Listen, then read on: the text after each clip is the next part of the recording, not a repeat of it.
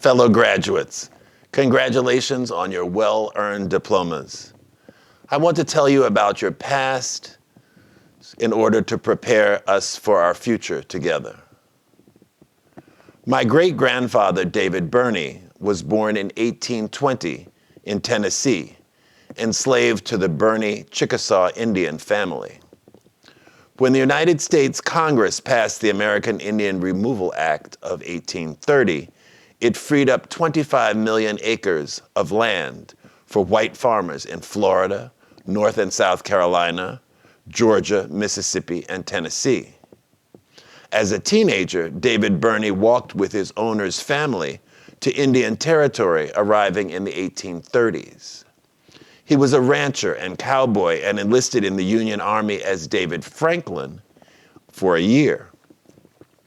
As a Chickasaw freedman, he married Millie Franklin, a Choctaw freed woman. My grandfather, Buck Colbert Franklin, begins his autobiography as follows. I was born on the 6th day of May, 1879, near Homer, a small country village in what was then Pickens County, Chickasaw Nation, Indian Territory. I was the 7th of 10 children born to David and Millie Franklin. Dad was born in Tennessee, not far from Gallatin, and Mother was born in Mississippi, not far from Biloxi. I was christened Buck in honor of my grandfather, Buck. My grandfather learned to ride horses, rope cattle, and take them to market. He was sent to Dawes Academy in Berwyn for high school. Mrs. Dawes recommended that he become a minister. He then goes to Roger Williams University in Nashville, Tennessee, where he meets my grandmother-to-be, Molly Parker. They study with John Hope, for whom they will name their second son. Grandpa BC follows him to Atlanta Baptist College, where he finishes in the class of 1903. While they're in college, petroleum and natural gas are discovered in what is now American Indian Territory, and Tulsa becomes the oil capital of the world. Native Americans and African Americans own the eastern half of what is now Oklahoma, and the wealth is under their land.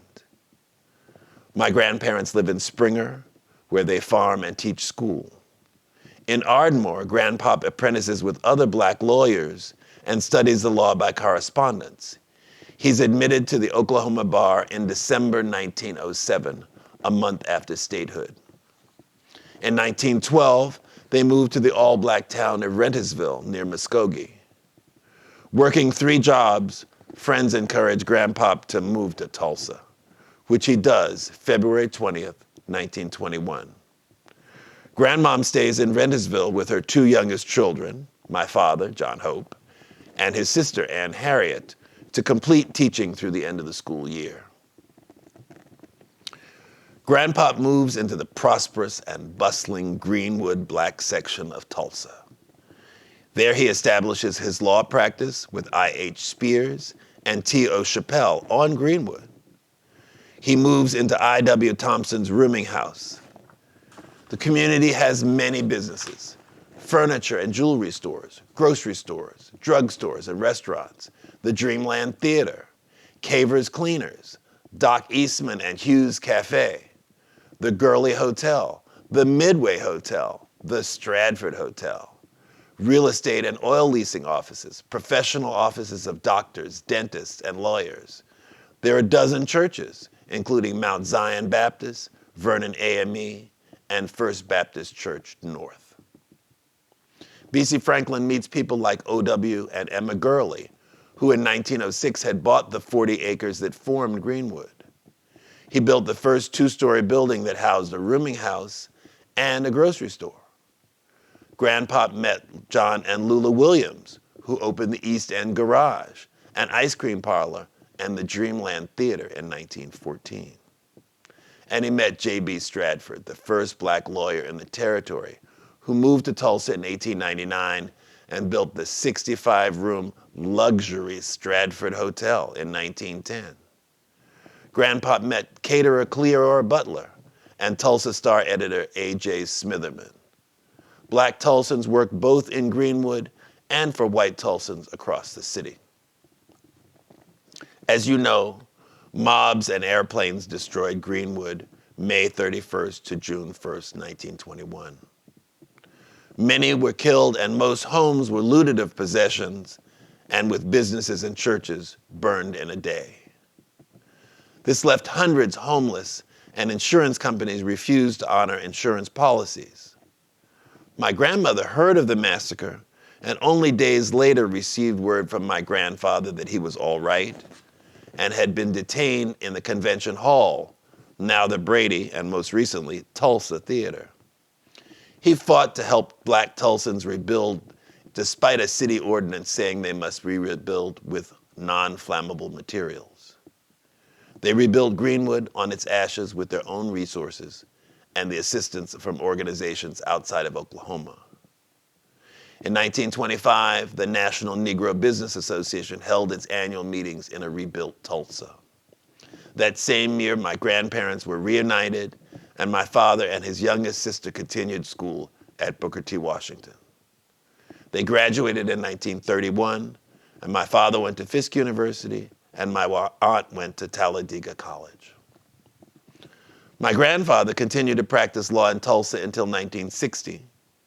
My grandmother established the first daycare center in Greenwood, enabling many women to work outside of the home. My father's oldest sister, Mozella, taught second grade in the Tulsa public schools for 30 years, and her husband, Waldo Jones, practiced law with my grandfather. My father went on to become a distinguished historian, and there is now a park named for him in Tulsa, and one named for my grandfather as well. OSU-Tulsa sits on the land that was Greenwood. It is also on Cherokee land. Tulsa sits on Cherokee, Creek, and Osage land. All of these histories must be honored and known by all of us. When I asked my father about his early food memories, he spoke of what they grew and canned in Rentersville. He mentioned that Mexican vendors sold tamales and peanut candies there. Chinese, Japanese, and Filipino Americans moved from the West into Indian Territory in the 19th century. There was even a Chinatown in Oklahoma City. Asian immigration to the United States was stopped between 1882 and 1965. So European, Middle Eastern, African American, Native, Asian American, and Latinos have lived together on this land for centuries. You, fellow graduates, are now equipped with skill to build your lives, careers, and families. I told you my specific family history here in Oklahoma. You must know your own family's specific history in detail. Ask your parents and relatives so that you can teach your children.